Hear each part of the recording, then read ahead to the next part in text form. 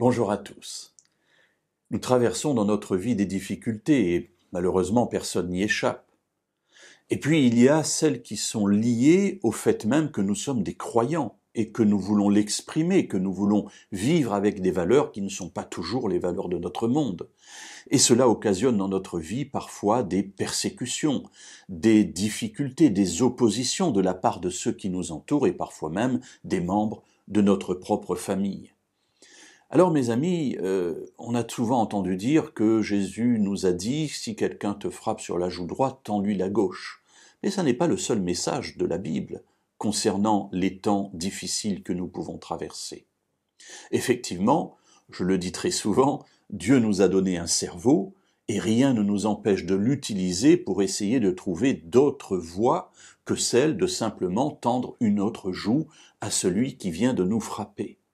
Et aujourd'hui, j'aimerais attirer votre attention sur une autre parole, dite d'ailleurs par Jésus également, sur ces temps particuliers et aussi sur une réaction possible face à cela. Alors, Jésus vient de parler des persécutions, du fait que dans une famille, le frère livrera son frère à la mort, le père son enfant, les enfants se soulèvent contre les parents, bref, un contexte très difficile. Et voilà ce que Jésus ajoute dans l'Évangile selon Matthieu au chapitre 10 et au verset 23. « Quand on vous persécutera dans cette ville-ci, fuyez dans une autre. » Alors, mais Seigneur, il vaut mieux insister.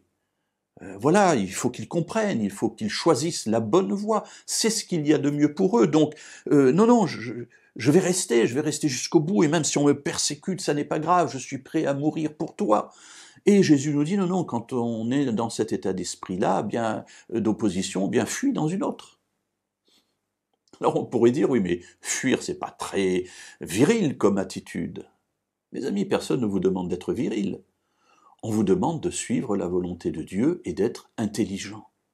Si des personnes refusent de vous écouter, si des personnes sont violentes vis-à-vis de vous, si des personnes manifestent de manière évidente qu'elles ne veulent pas vous entendre et vous recevoir, pourquoi voulez-vous les obliger et aller contre leurs décisions? Mes amis, Dieu lui-même respecte notre volonté, notre libre arbitre.